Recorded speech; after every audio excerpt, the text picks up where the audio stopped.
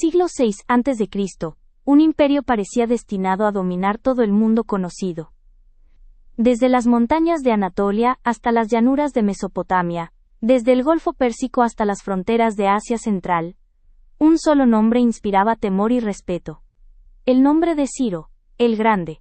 Ciro el Grande no era solo un conquistador, era el fundador del Imperio Aqueménida, el primer gran imperio multicultural de la historia.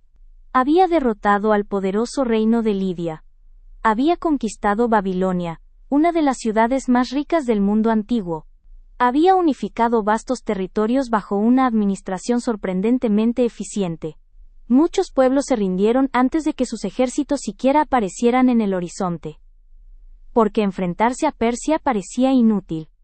Pero en las grandes estepas al este del mar Caspio, vivía un pueblo que no tenía ciudades que perder, ni murallas que defender. Un pueblo de jinetes, de arqueros, de guerreros acostumbrados a sobrevivir en un territorio donde la naturaleza misma podía matar. Entre ellos gobernaba una reina. Una mujer que no pensaba inclinarse ante ningún imperio. Su nombre era Tomiris. Y según el relato más antiguo que tenemos, fue la mujer que derrotó al conquistador más poderoso de su tiempo.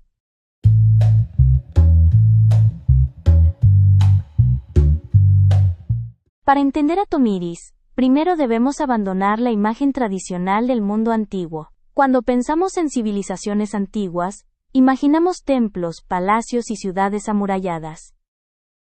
Pero las estepas de Asia Central eran otra cosa. Un océano de hierba, miles de kilómetros de llanuras abiertas, un territorio donde la movilidad era supervivencia. El pueblo de Tomiris, los masagetas, pertenecía al gran mundo cultural de los pueblos escitas. No eran sedentarios, vivían en campamentos móviles. Sus riquezas no eran ciudades, sino rebaños. Sus carreteras eran las rutas de migración. Y su arma principal era el caballo. Los guerreros de las estepas podían disparar flechas con precisión mientras cabalgaban a toda velocidad. Podían atacar, desaparecer y reaparecer kilómetros más adelante. Era una forma de guerra que los grandes imperios sedentarios apenas comprendían. Los historiadores griegos describían a los masagetas como guerreros temibles, pero también hablaban de algo que sorprendía a los observadores mediterráneos. Las mujeres participaban activamente en la sociedad, podían cabalgar, cazar, y en algunos casos, podían gobernar. Tomiris heredó el poder tras la muerte de su esposo, el rey anterior. Pero no gobernó como regente pasiva, gobernó como líder tribal. Y eso significaba algo muy concreto. Si su pueblo era atacado, ella debía defenderlo.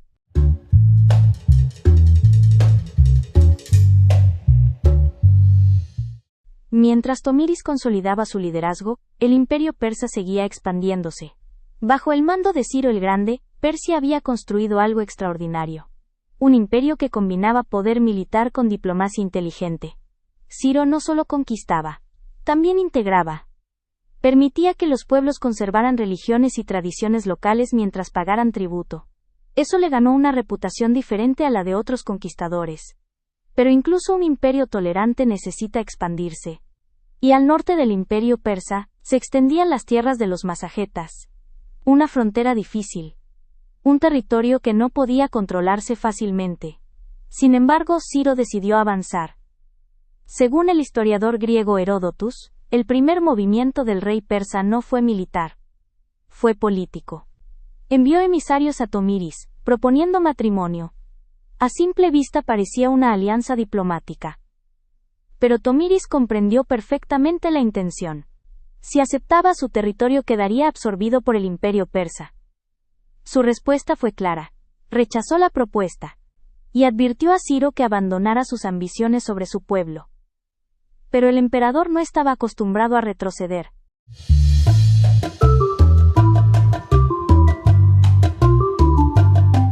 Ciro sabía que enfrentarse directamente a los guerreros de las estepas podía ser peligroso.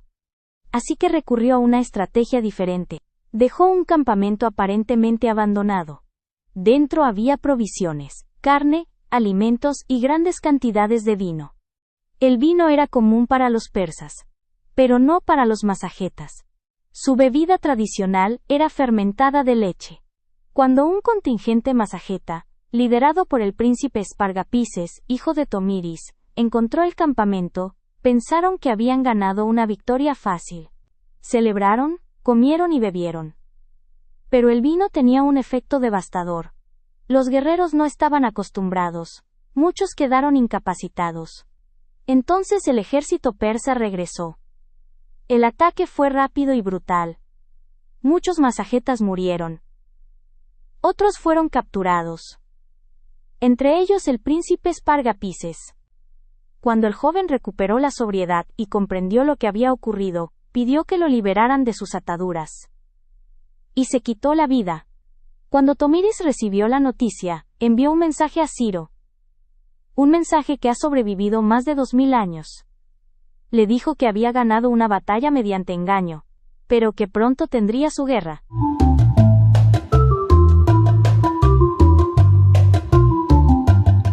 Tomiris reunió a su ejército. No era un ejército imperial, era un ejército tribal, pero era un ejército de jinetes, de arqueros, de guerreros que conocían cada rincón del territorio.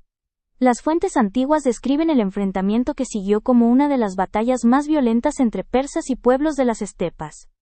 Los persas luchaban con disciplina. Los masajetas luchaban con furia. El combate fue largo, sangriento y decisivo.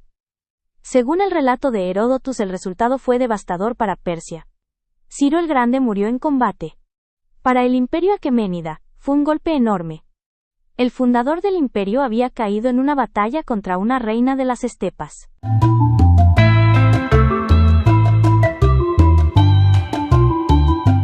La tradición más famosa cuenta que Tomiris ordenó encontrar el cuerpo de Ciro. Cuando lo hallaron, pronunció palabras que la historia no olvidaría. Dijo que Ciro había tenido sed de sangre durante toda su vida, que había conquistado pueblos enteros, que había destruido reinos, y que ahora tendría toda la sangre que pudiera beber. Según el relato transmitido por Heródoto, Tomiris colocó la cabeza del conquistador en un recipiente lleno de sangre. Era un gesto brutal, pero también profundamente simbólico. Una advertencia de que incluso los imperios pueden caer.